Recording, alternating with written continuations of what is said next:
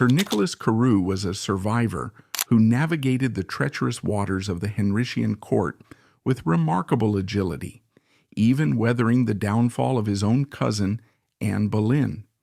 A dashing courtier and a trusted diplomat, he seemed to possess a charm that made him untouchable, thriving in the Privy Chamber while others lost their heads. But this illusion of safety shattered with terrifying speed. Accused of treason in a purge that targeted the king's oldest companions, Carew was dragged from the warmth of the palace to the cold stone of the tower, stripped of his garter and his dignity. His final moments were not spent in the glory of the joust, but on the scaffold at Tower Hill, where the man who had shared the king's youth was brutally beheaded, his body discarded in an obscure grave, while his master reigned on without a backward glance. The story of Nicholas Carew begins in a different England. It begins in the springtime of a dynasty. The year is roughly 1496. The Wars of the Roses, a bloody civil war that tore England apart for decades, are finally over. Henry VII, the first Tudor king, sits on the throne. He is a miserly, careful, and suspicious man. He has secured peace, but England is quiet, gray, and financially recovering. The court is not a place of celebration. It is a place of accounting, where the king checks every ledger himself, terrified of poverty and rebellion. Into this world, Nicholas Carew is born. He is not born into obscurity. He enters a family that is already deeply entrenched in the machinery of the state. The Carews are an ancient gentry family from Surrey. Their seat is Beddington Manor. This is not a small cottage. It is a significant estate, a center of local power that has belonged to the family since the 14th century. However, Nicholas's future is not determined by his land. It is determined by his father's job. Sir Richard Carew is a man of serious consequence. He serves as the Lieutenant of Calais. In the early 1500s, Calais is not merely a foreign port. It is the last English possession on the continent of France. It is a military garrison, a center of espionage, and a commercial hub. It is the front line of England's defense against the French and the Holy Roman Empire. To be the lieutenant of Calais is to hold one of the most trusted military positions in the kingdom. It requires a man of iron discipline and absolute loyalty. Sir Richard Carew is that man. This is the pedigree Nicholas inherits. He is raised with the expectation of service.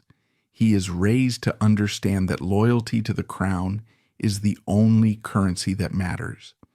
The most defining moment of Nicholas Carew's life happens when he is just a child. Because of his father's high status, Nicholas is selected for a rare privilege. He is sent to the royal court to be educated. He is placed in the household of Prince Henry. At this time, Henry is the Duke of York. He is the second son. His older brother Arthur is the heir. Arthur is the serious one, the one carrying the weight of the future. Henry is the spare. This distinction is crucial because Henry is not expected to be king. His childhood is different. It is less restricted. It is filled with physical activity, sports, and camaraderie. Nicholas Carew enters this orbit. He is roughly 5 or 6 years older than Henry, but in the hierarchy of childhood, they are peers. They grow up together. This is the foundation of everything that follows. They are not just king and subject. They are companions in the truest sense. While they may not share every academic lesson, they share the physical education of princes. Carew is there as Henry masters the lance and the sword, acting as both a rival and a mentor. The bond between Henry and Carew is physical. It is built in the saddle. In the Tudor era, horsemanship is not a hobby. It is the primary definition of masculinity. A man who cannot control a horse is seen as weak. A man who rides with skill is seen as a leader. Nicholas Carew is a natural. Even as a boy, he shows a grace and power on horseback that draws attention. Prince Henry, who is obsessed with physical prowess, looks up to him. Carew becomes a benchmark. He is the older brother figure, the standard of athletic excellence that the young prince tries to emulate. In April 1509, Henry VII dies. The gray miserly era ends.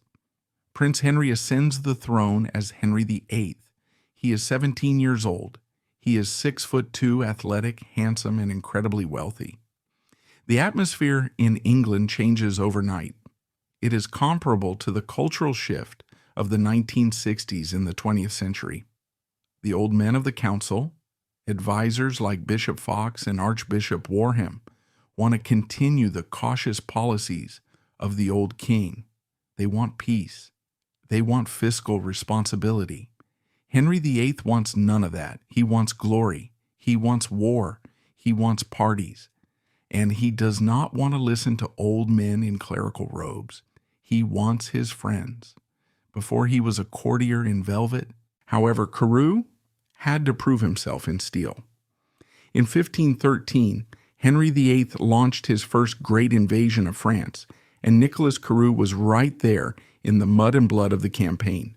He served as a captain of the horse, a role that was not merely ceremonial.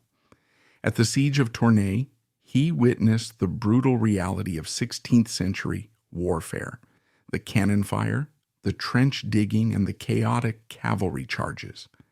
It was during this campaign that Carew earned something more valuable than money.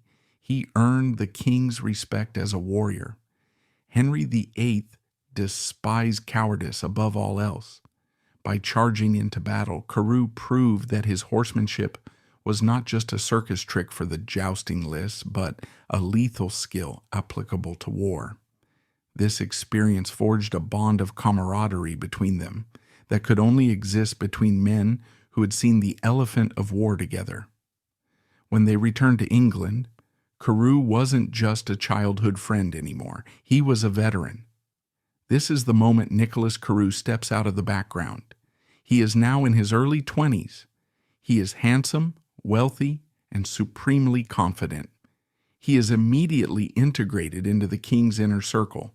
Early records show him appointed as a cipherer, a royal cupbearer, with an annuity of 30 marks, a clear sign that the money is beginning to flow.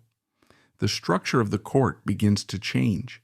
The king creates a new zone of intimacy, the Privy Chamber. Before this, the king was surrounded by formal servants. Now, Henry fills his private rooms with his jousting partners. These men are given the title Gentlemen of the Privy Chamber. Carew is one of the first. This position gives him access that money cannot buy. He sees the king when he wakes up. He helps the king dress. He is there during the private moments when the mask of monarchy slips. In a system where the king's favor determines policy, access is power.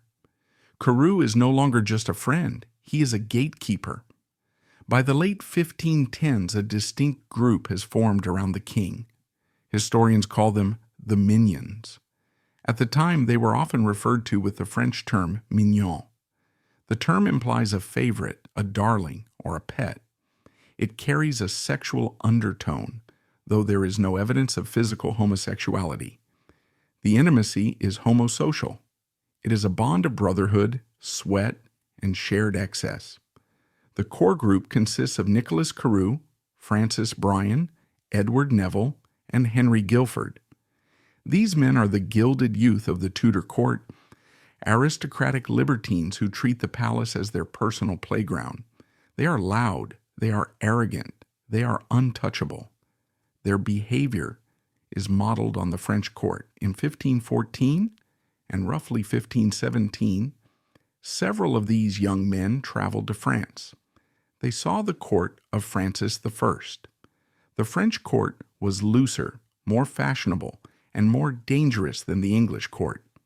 The young Englishmen fell in love with it. They brought French fashion back to London. They wore velvet caps tilted at aggressive angles.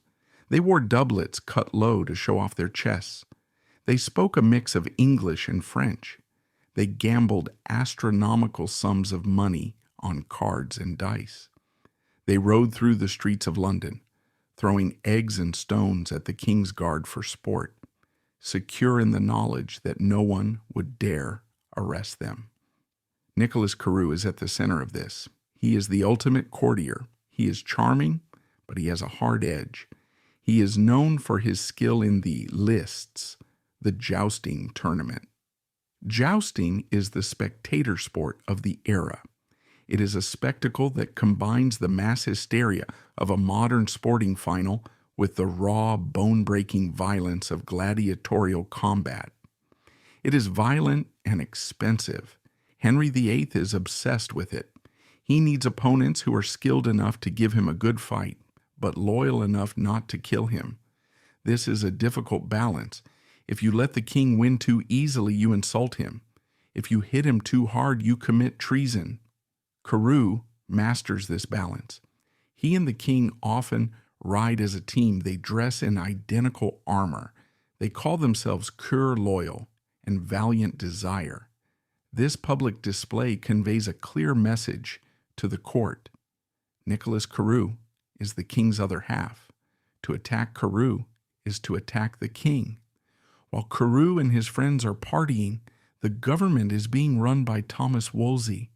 Wolsey is a butcher's son who has risen to become a cardinal and the Lord Chancellor. He is a genius administrator. He runs the legal system, the church, and the foreign policy. Wolsey hates the minions. He sees them as a distraction. They keep the king up late drinking and gambling. They encourage the king's immature impulses. When Wolsey tries to get the king to sign state papers, the king is often too tired or too hungover, having spent the night with Carew. But there is a deeper political conflict. The minions are not just drinking buddies. They are an unofficial political faction. Because they have the king's ear, they can whisper against Wolsey. They can influence royal appointments. They can sway the king's opinion on foreign wars. Wolsey recognizes that Carew is a threat. Carew represents the old nobility, the military aristocracy. Wolsey represents the new meritocracy, the church and the bureaucracy. It is a clash of cultures. The tension builds throughout 1518. The king is spending more and more time with Carew. The minions are becoming more brazen. They treat the court servants with contempt. They mock the older advisors. They act as if they own the palace. Wolsey decides he must act. He cannot simply fire them because the king loves them. He needs a pretext. He needs to frame their removal as a moral necessity. In May 1519, the hammer drops. The event is recorded by the chronicler Edward Hall. He writes that the king's council was concerned about the privy minions. They claimed that these young men were corrupted by their time in France. The accusation is specific. The council claims that Carew and his friends are French in their vices, too familiar with the king, neglecting their duties. Wolsey orchestrates a meeting of the council. They present the king with a choice: keep your friends and look like a debauched child, or exile them and look like a responsible monarch. Henry VIII surprisingly caves. He is sensitive about his reputation. He wants to be seen as a serious king. He agrees to the purge. Nicholas Carew is summoned. He is told he is dismissed from the Privy Chamber. He is stripped of his immediate access to the king. The specific punishment is telling. He is not sent to the Tower. He is not fined. He is sent to Calais. He is ordered to take up a post at the garrison. Specifically, he is given the command of the Risebank Tower, a lonely fortress guarding the harbor entrance. For a man used to the velvet cushions of Greenwich Palace, this is a shock. Calais is a military camp. It is cold, windy, and boring. The court is stunned. The world is changed, one observer writes. The four boys of the chamber are gone. Wolsey replaces them with older, more serious men, specifically 4 knights who are considered ancient and sad. Men like Sir Richard Wingfield and Sir Richard Jerningham take their places. They are competent, but they are dull. This moment marks the end of Carew's first phase of power. He rides out of London, humiliated. The king has chosen his minister over his best friend. However, the exile of 1519 was more than just a punishment. It was a crucible that forged Carew's political instincts. In the cold winds of Calais, stripped of the velvet comforts of the palace, he realized a terrifying truth. The king's love was conditional. It was not enough to be charming. One had to be necessary. He understood that he could no longer rely solely on the chaotic energy of youth. To secure a permanent place at Henry's side, he would need to evolve from a minion of pleasure into an instrument of statecraft. This psychological shift was crucial because the stage he was about to step onto required not just a jouster, but a diplomat of the highest order. Wolsey, meanwhile, had made a miscalculation. He underestimated the emotional dependency of the king. Henry VIII is a man who needs validation. The sad and ancient knights bore him. They don't know the latest jokes. They don't know how to gamble. They cannot ride a horse like Carew. The exile lasts only a few months. The king begins to complain. He misses the energy of his friends. He misses the competition. Wolsey realizes he cannot keep them away forever. If he tries to block them permanently, the king will turn on him. So, a compromise is reached. The minions are allowed to return, but under strict conditions. Carew returns to England in late 1519, but he returns a changed man. When Carew rides back into court, he is welcomed with open arms by Henry. The reunion is joyous, but the dynamic has shifted. Carew is no longer just the playboy. He is now a survivor of court politics. He begins to look for allies. He begins to deepen his connections with the Queen, Catherine of Aragon. He begins to build a network that will protect him from men like Wolsey. He resumes his place in the Privy Chamber. The minions are back, but they are evolving. They are moving from the chaotic energy of youth into the hard-nosed ambition of adulthood. The 1520s are approaching, and with them the golden age of the Tudor court, the era of the field of cloth of gold. Nicholas Carew is perfectly positioned to become the master of ceremonies for the greatest spectacle Europe has ever seen. If the purge of 1519 was a slap in the face, the year 1520 was Nicholas Carew's grand apology tour. He had returned to the king's side, and the timing could not have been better. Europe was preparing for the most extravagant diplomatic event in history, the Field of the Cloth of Gold. This was a summit between Henry VIII of England and Francis I of France. It took place in a valley near Calais, the very place Carew had just been exiled. But this time, he did not arrive as a disgraced soldier. He arrived as a superstar. The summit was ostensibly about peace, but in reality it was a masculine measuring contest. The two young kings wanted to prove who was wealthier, more handsome, and more athletic. To do this, they needed their best men on display. For Henry VIII, that meant Nicholas Carew. Carew's role at the Field of Cloth of Gold was central. He was not merely a spectator, he was a participant in the elite jousting team. The tournament rules were strictly negotiated. The two kings rode together as challengers against all comers. They needed teammates who looked the part. Carew was selected to ride alongside the king. Imagine the visual impact. Carew and Henry were outfitted in armor that cost more than the annual income of most English towns. We have records of the fabric: velvet, satin, cloth of gold, and ostrich feathers. Carew's job was to be the mirror image of the king. When they rode into the lists, the crowd saw a unified front of English power. We even know what Carew wore on his horse.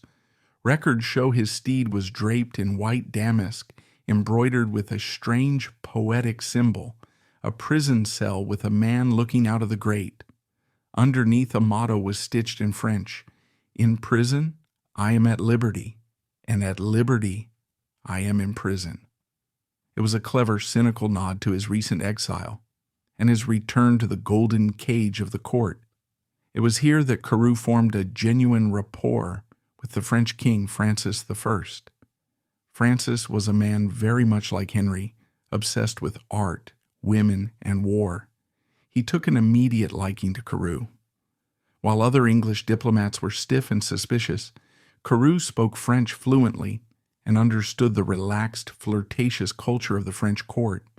This personal connection would become a vital diplomatic tool for England in the years to come. In 1522, the final piece of Carew's power fell into place.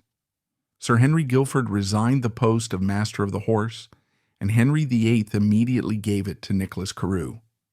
To the modern ear, the title Master of the Horse might sound like nothing more than a glorified stable boy, but in the Tudor context, it was far from menial.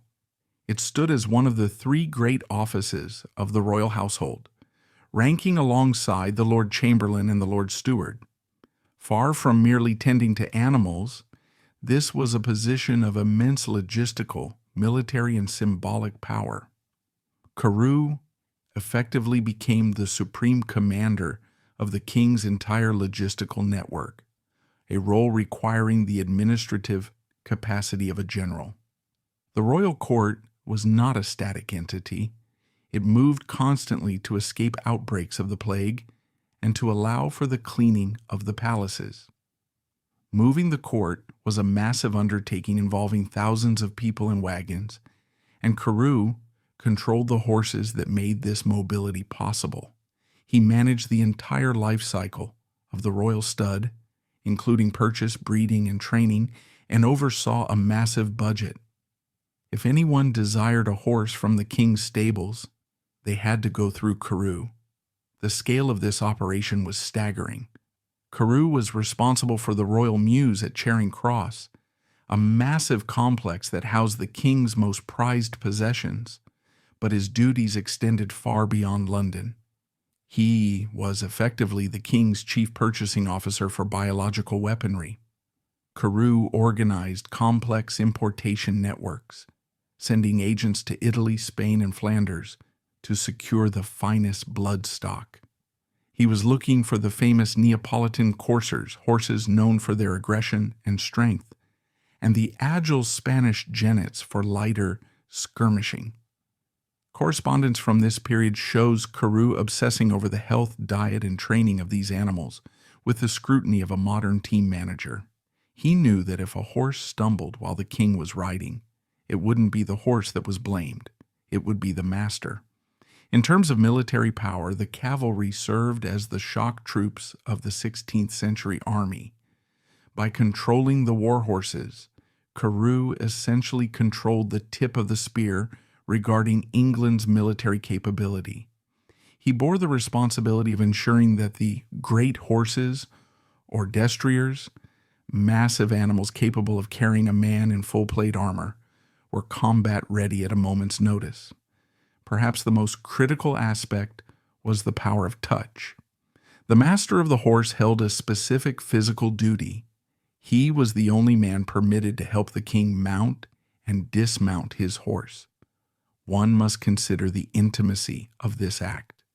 Several times a day, Nicholas Carew would physically handle the king's body, holding the stirrup and gripping the king's arm.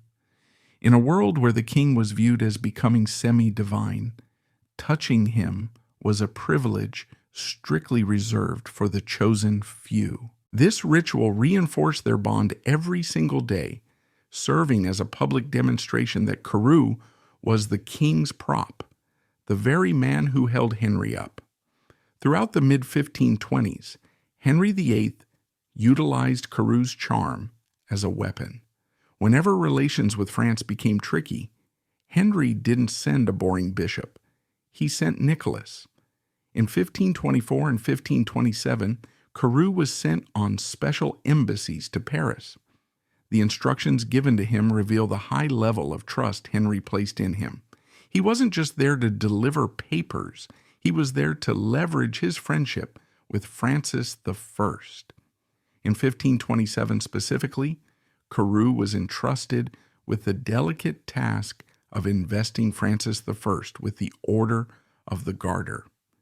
This was the highest honor the English king could bestow. The ceremony in Paris was lavish, and Carew was the center of attention. Francis famously said that he would rather speak to Carew than any other ambassador because Carew spoke his language, not just linguistically, but culturally. However, this French connection was a double-edged sword. At home in England, the common people hated the French. They saw France as the hereditary enemy. By being so close to the French king, Carew risked looking like a foreigner in his own land. He adopted French manners. He likely ate French food. In the xenophobic atmosphere of London, this made him suspicious to the commoners, even as it made him indispensable to the king. While Carew soared at court, he was also securing his dynastic future. He was married to Elizabeth Bryan. This marriage was a masterstroke of alliances. Elizabeth was the sister of Sir Francis Bryan, another prominent minion, and a close friend of the king. This cemented Carew's place in the inner circle. But more importantly, the Bryan family was deeply connected to the Queen, Catherine of Aragon. Elizabeth Bryan's mother was a half-blood royal and had been a governess to Henry's sister. Carew invested heavily in his family seat at Beddington in Surrey. He wasn't just a courtier living in an apartment at the palace, he was a great landlord. He began rebuilding Beddington Manor into a palace fit for a king. He built a massive great hall with a hammer beam roof. The message was clear. Carew was building a legacy. He expected his family to remain at the top of the social hierarchy for centuries. He planted an orangery, one of the first in England, supposedly using seeds he brought back from France. He was cultivating a life of permanence. The golden summer could not last forever. Cardinal Wolsey, still the chief minister, had never stopped watching the Privy Chamber with suspicion. He still felt that Carew and his friends were too expensive, too rowdy, and too influential. In 1526, Wolsey launched a second attempt to purge the king's household. These reforms were called the Eltham Ordinances. Ostensibly, the ordinances were about saving money. Wolsey claimed the royal household was bloated and inefficient. He proposed cutting the number of gentlemen of the Privy Chamber from 12 down to 6. This was a direct attack on Carew's power base. Wolsey wanted to break the minion clique once and for all. He wanted to send men like Carew away to do useful jobs in the countryside, far away from the king's ear. But this time, Carew was too strong to be moved. In 1519, he had been easily exiled. In 1526, he was the master of the horse. He was a knight of the body. He was embedded in the infrastructure of the monarchy. Carew survived the cut. While other lesser courtiers were dismissed, Carew remained. In fact, his influence grew. As Wolsey's star began to fade, the cardinal was failing to secure the king's divorce from Catherine of Aragon.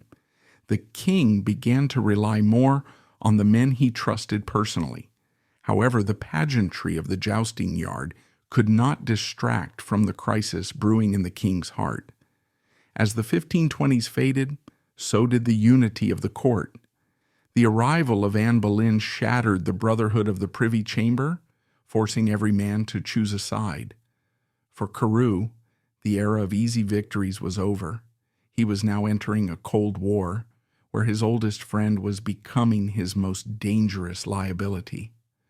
By 1527, the laughter in the Privy Chamber had died down. Henry VIII was no longer the carefree jouster. He was a man consumed by a single obsession: to annul his marriage to Catherine of Aragon and marry Anne Boleyn. For Nicholas Carew, this was not just a political crisis, it was a personal nightmare. Carew found himself torn between two absolute loyalties. On one hand, he was the king's second self, the master of the horse, and a man whose entire livelihood depended on Henry's favor. On the other hand, Carew was deeply woven into the fabric of the old Catholic aristocracy.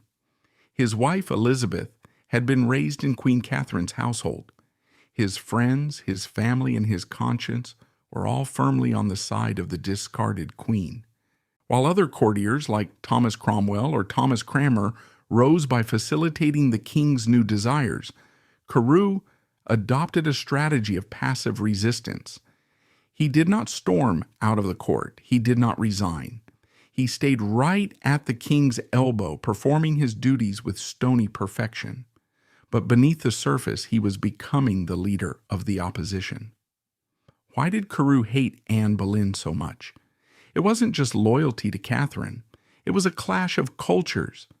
Carew represented the old guard.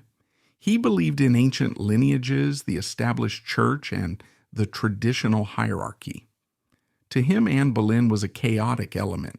She was nouveau riche, surrounded by radical religious reformers who wanted to dismantle the rituals Carew held dear.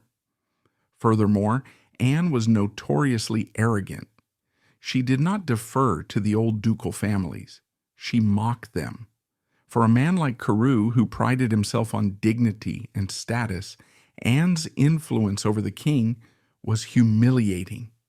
She was turning his friend, the king, against his oldest allies. The Privy Chamber, once a brotherhood, became a battlefield. Anne tried to place her own men in key positions, threatening Carew's monopoly on the king's access. During the early 1530s, as Henry VIII broke with Rome and declared himself head of the church, Carew began to walk a path that bordered on treason. We know this because of Eustace Chapuis. Chapuis was the ambassador for the Holy Roman Emperor Charles V. He was the spy master of the Catholic faction in London. In his dispatches to the emperor, Chapuis frequently mentioned Carew. He did not name him directly at first, often referring to him as a key friend or using ciphers, but the message was clear. The master of the horse, the man who put the king to bed, was feeding information to the opposition. Carew assured Chapuis that the nobility of England hated the new marriage. He hinted that if the emperor were to intervene, the English lords might rise up. This was a terrifying risk. If Henry VIII had intercepted a single one of these messages, Carew would have been executed immediately. But Carew relied on his proximity to the king as a shield. He bet his life on the fact that Henry would never suspect his old friend Nicholas of betrayal. The emotional core of Carew's resistance was his devotion to Princess Mary. When Henry declared Mary illegitimate and stripped her of her title, Carew was outraged. While the king forbade courtiers from treating Mary as royalty, Carew quietly signaled his support. He maintained a correspondence with her. He encouraged his wife to send her gifts. In the eyes of the conservative faction, Mary was the true heir, the symbol of the England they were losing. There is a telling incident from this period. The king's fool, Will Somers, was also a part of the inner circle. Somers was close to Carew. On one occasion, Somers publicly insulted Anne Boleyn and her daughter Elizabeth, calling the princess a bastard. The king threatened to kill the fool, but Carew shielded him. It was widely whispered that Carew had put Somers up to it, using the jester to say what the master of the horse could not. The tension broke in 1536. This is one of the most pivotal years in English history, and Nicholas Carew was one of its primary architects. By early 1536, Henry VIII was growing tired of Anne Boleyn. She had failed to give him a son, and her sharp tongue, which once fascinated him, now irritated him. The old guard saw their chance. Carew formed an unholy alliance. To destroy Anne, he had to work with Thomas Cromwell. Cromwell was a reformer, a man Carew naturally despised, but they had a common enemy. Cromwell knew that Anne wanted his head. Carew knew that Anne was destroying the country. They joined forces. The plan to remove Anne wasn't just about legal arguments. It was about providing a replacement. The king needed a new wife immediately. The Conservatives found the perfect candidate, Jane Seymour. Jane was the anti-Anne. She was quiet, submissive, and came from a respectable traditional family. Carew took on the role of her political handler. The courtship required absolute secrecy. The king could not be seen courting another woman while the queen was still in power. Nicholas Carew offered his own home, Beddington Manor, as a safe house. He arranged for Jane to stay at Beddington. Henry VIII would ride out from the palace, ostensibly to hunt or visit his friend Carew. In reality, he was there to meet Jane. In the halls of Carew's estate, the downfall of Anne Boleyn was sealed. According to the imperial ambassador Eustace Chapuis, who observed the conspiracy closely, Carew actively coached Jane on exactly how to behave to ensnare the king. He told her to deny the king's sexual advances until he promised marriage. This was the same strategy Anne had used, but now it was being weaponized against her. The coup was successful. In May 1536, Anne Boleyn was arrested, charged with adultery and incest, and beheaded. It was a brutal, lightning-fast operation. Carew watched her fall with grim satisfaction. For him, this was not a tragedy. It was a restoration. With Anne gone, he believed the king would return to the true religion and restore Princess Mary to the succession. His loyalty and his role in the coup was immediately rewarded.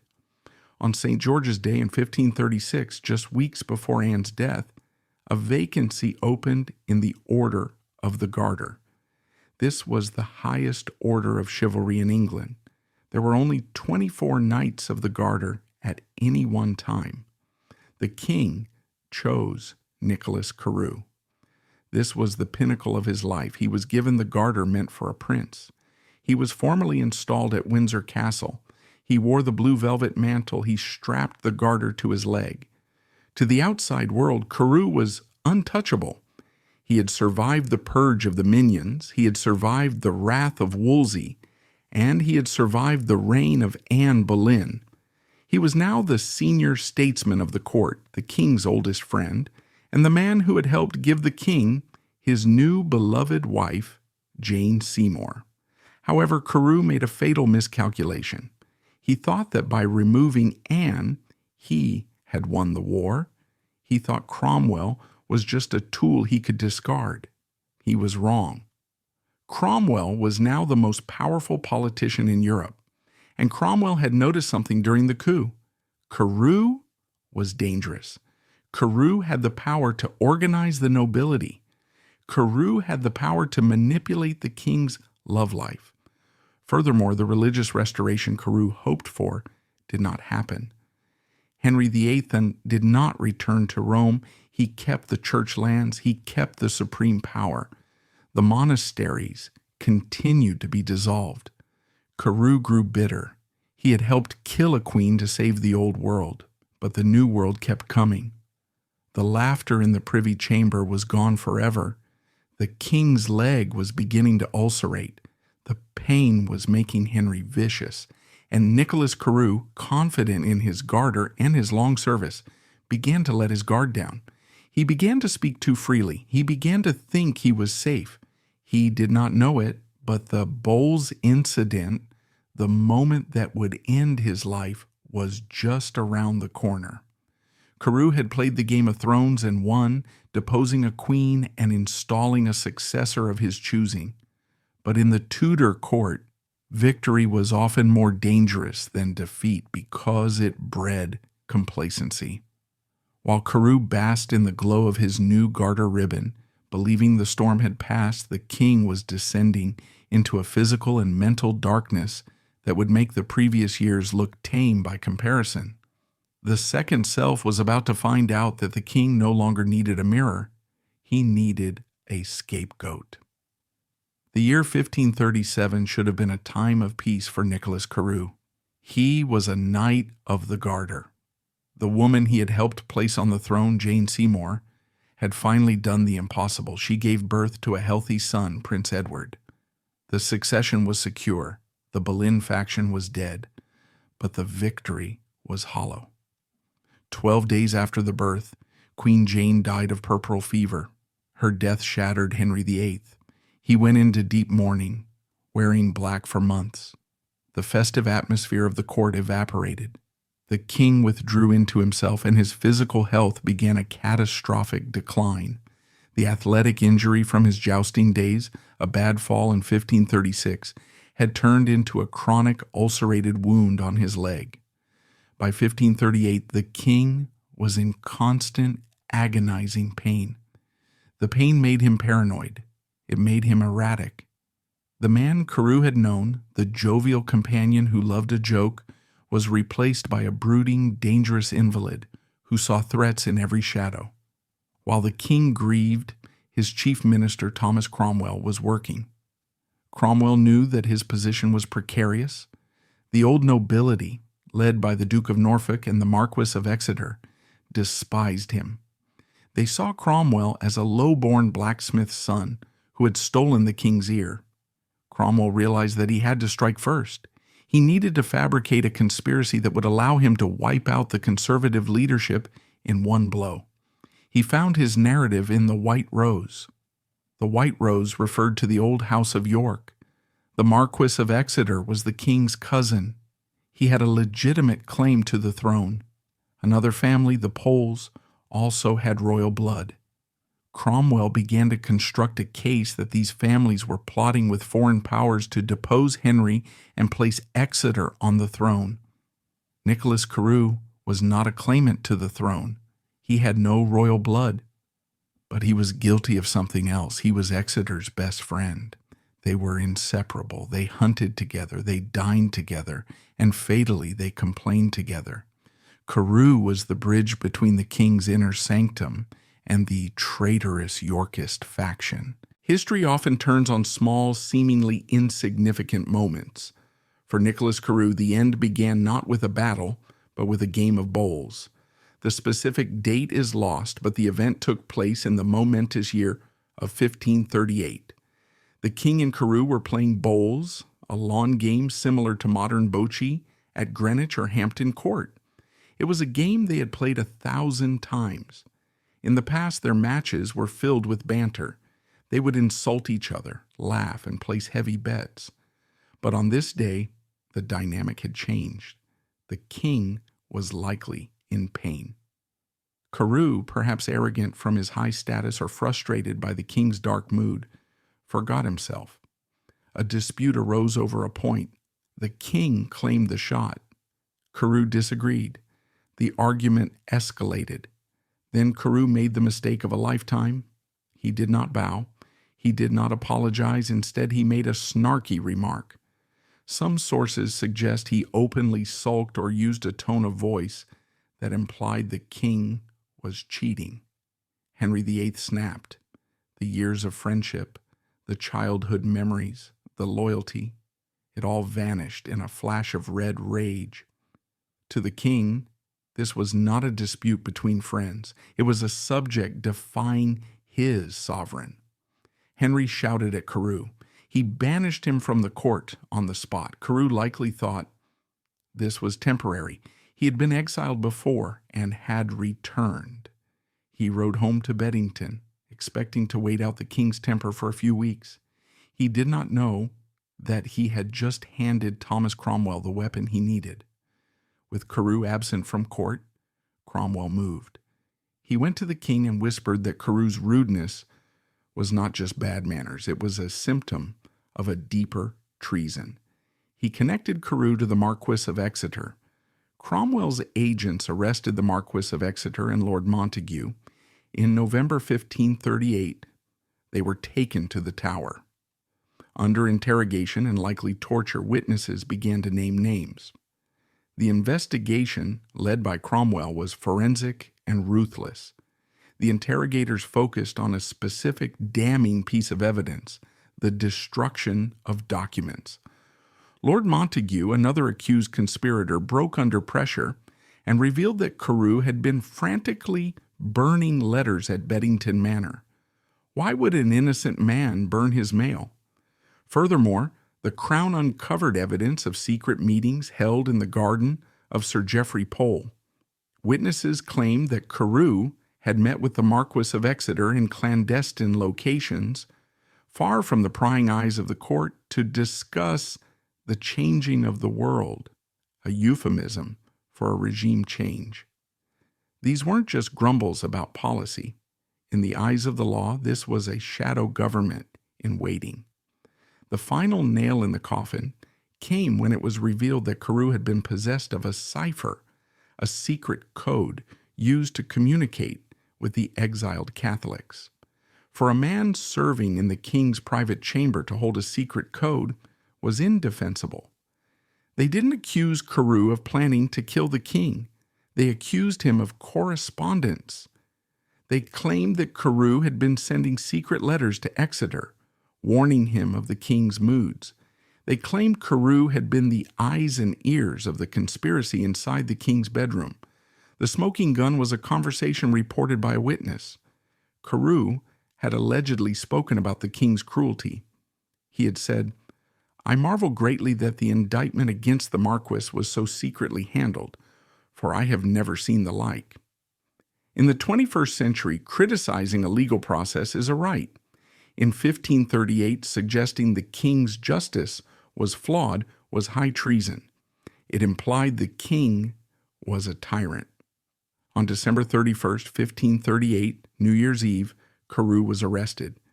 The master of the horse, the Knight of the Garter, was stripped of his insignia and rode down the Thames to the Traitor's Gate.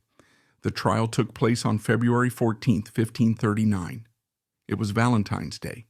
Carew stood before a special commission. He was a man who knew the law, and he knew this was a farce. The jury had been handpicked by Cromwell. The verdict was pre-written. Carew pleaded not guilty. He defended himself with the confidence of a man who had navigated court politics for 30 years. He argued that grumbling about politics was not treason. He argued that his loyalty to the king had been proven by decades of service. But the law of treason under Henry VIII was designed to be a trap. The burden of proof was on the accused. You did not have to commit an act. You only had to imagine the death of the king or slander his government. The jury found him guilty. The sentence was death. Nicholas Carew spent his final days in a damp cell in the Tower of London. And here, a strange transformation occurred. Carew had lived his life as a traditional Catholic. He had hated the English Bible. He had hated the Reformers. Yet, in his final hours, he underwent a spiritual crisis. His jailer was a man named Thomas Phillips, a devout evangelical. Phillips gave Carew an English Bible. Carew, who had spent his life fighting against this book, began to read it. Was it a genuine conversion? Did the fear of death break down his dogmatic walls? Or was it a final act of political bargaining? Some historians suggest that Carew knew his life was over, but he was terrified for his family. If he died a defiant Catholic traitor, the king might strip his wife and children of everything, leaving them to starve. If he died well, if he endorsed the king's new religion on the scaffold, perhaps Henry would show mercy to his son. On the morning of March 3rd, 1539, Sir Nicholas Carew was led out to Tower Hill. A massive crowd had gathered. They wanted to see the man who had been the king's shadow. He did not rage. He did not declare his innocence. He climbed the scaffold with the grace of a courtier. His final speech was shocking. He confessed that he had been blind. He told the crowd that he had lived a corrupt life, obsessed with courtly vanity. He explicitly urged the people to read the English Bible. He said that if he had known the scriptures earlier, he would not be standing there. It was the perfect propaganda victory for the king. Carew had given Henry exactly what he wanted, a public validation of the Reformation. Carew knelt in the straw. He placed his neck on the block. The executioner swung the axe. It took one stroke. Henry VIII's revenge was total. He seized Beddington Manor. He turned Carew's beloved home into his own hunting lodge. He seized the family's vast estates. Nicholas's son, Francis Carew, was left with nothing but the name of a traitor. For a time, it seemed as if the Carew name would be erased from history. The second self was dead, and the king never spoke his name again. The blade that fell on Tower Hill silenced Nicholas Carew, but it could not erase the footprint he left on history. While Henry VIII moved quickly to seize his friend's wealth and scrub his name from the records, the Carew story refused to end in the straw of the scaffold. The aftermath of the execution reveals a different kind of courage. Not the bravery of a knight in the lists, but the quiet, enduring resilience of a family determined to outlast the tyrant who destroyed them. When the axe fell on March 3rd, 1539, the tragedy of the Carew family was only beginning. Under the brutal laws of attainder, a traitor did not just lose his life, he lost his legal existence. His blood was considered corrupt. This meant his heirs could not inherit his titles, his money, or his land. Sir Nicholas's widow, Elizabeth Carew, was left in a catastrophic position. She had been the wife of the most powerful man in the royal household. Overnight, she became the widow of a pariah. She was evicted from Beddington Manor. The king, showing a callousness that defined his later years, seized the estate for himself. Henry VIII liked Beddington. He liked the great hall Nicholas had built. He liked the hunting grounds. He turned the home of his dead best friend into a royal vacation spot. It is a chilling image, the king feasting under the hammer beam roof that Nicholas had paid for, warming himself by the fire where Nicholas had once planned the downfall of Anne Boleyn. Elizabeth Carew wrote desperate letters to Thomas Cromwell, the very man who had orchestrated her husband's death, begging for financial relief. She wrote, "I am left in great poverty." It is a testament to the complexity of the era that Cromwell actually helped her. He secured her a small pension. It was not enough to maintain her former lifestyle, but it saved her from starvation. She retreated into obscurity, a living ghost of the old court. The central figure of the post-1539 story is Nicholas's son, Francis Carew. He was named after the French king Francis I, a reminder of his father's diplomatic triumphs. In 1539, he was a young man, stripped of his inheritance, watching strangers live in his childhood home. Francis learned the lesson his father failed to grasp. Silence is survival. For the remainder of Henry VIII's reign, Francis Carew kept his head down. He did not plot. He did not complain. He lived quietly, relying on the charity of his mother's relatives. He watched as the king grew fatter, sicker, and more tyrannical. He watched as Cromwell was executed just a year after Nicholas. He watched the wheel of fortune turn, waiting for his moment. That moment came in 1553. Henry VIII was dead. His son Edward VI died young. The throne passed to Princess Mary. The woman Nicholas Carew had risked everything to support. Mary. I remembered her friends. She knew that Nicholas Carew had been one of the few men to stand by her when her father declared her a bastard. She knew he had died in part because of his connection to the conservative faction that supported her mother, Catherine of Aragon. One of Mary's first acts as queen was to reverse the attainder of Nicholas Carew. She restored Francis Carew to his bloodline. She gave him back his lands. Francis returned to Beddington Manor. It must have been a surreal homecoming. The house was largely as his father had left it, though worn by years of royal use. Francis set about restoring the estate, but he did not rebuild it as a political fortress. He rebuilt it as a garden. In 1558, Mary I died, and Elizabeth I ascended the throne. This should have been a disaster for Francis Carew. Elizabeth was the daughter of Anne Boleyn, the woman Nicholas Carew had hated and destroyed. By all logic, Elizabeth I should have viewed the Carew family as enemies. Nicholas Carew had conspired to kill her mother. However, Francis Carew was a genius of adaptation. He did not fight the new queen. He welcomed her. He realized that the wars of their parents did not have to be the wars of the children. He transformed himself into the premier horticulturalist of England. He made Beddington famous not for politics, but for oranges. Using the seeds and techniques his father had likely brought from the Mediterranean, Francis built a massive orangery. In the cold climate of England, growing citrus was a miracle. He built a shed over the trees to protect them in winter, heating it with stoves. Queen Elizabeth I loved it. She visited Beddington multiple times. There is a famous anecdote where Francis Carew delayed the ripening of a cherry tree by covering it with a canvas tent just so the queen could pick fresh cherries during a late summer visit. Think of the irony.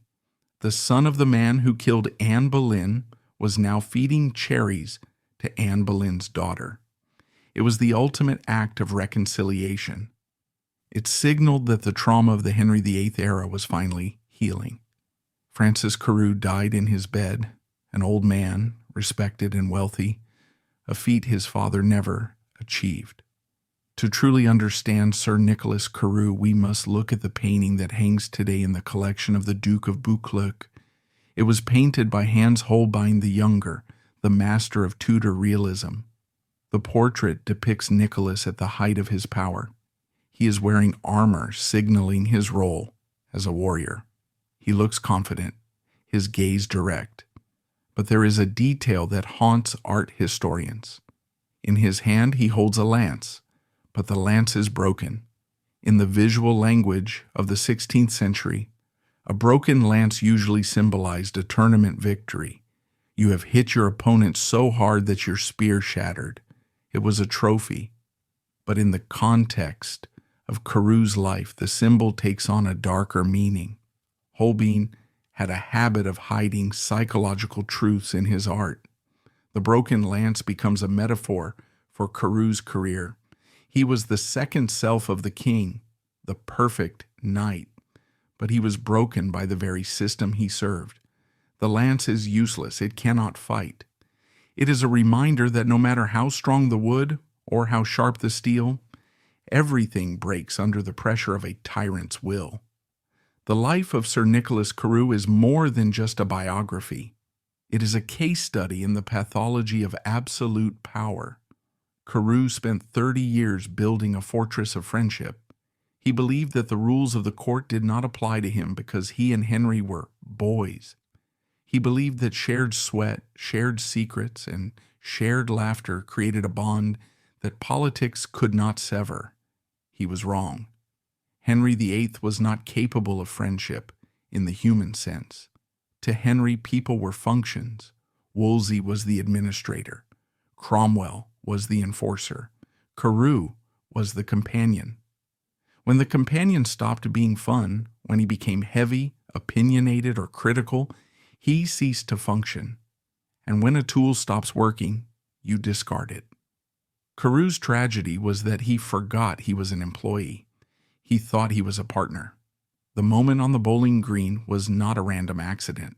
It was the moment reality crashed in. It was the moment Henry VIII reminded Carew, "I am the king, and you are nothing." Nicholas Carew walks off the pages of history as a warning. He did not fall because he flew too close to the sun. That is a myth for boys. He fell because he forgot the brutal reality of his position. He was the master of the horse, the man who controlled the beast. But in the end, He failed to see that in the eyes of King Henry VIII, everyone, even his oldest friend, was merely a beast of burden. Carew was ridden for glory, spurred for pleasure, and when he stumbled, he was put down without a moment's hesitation.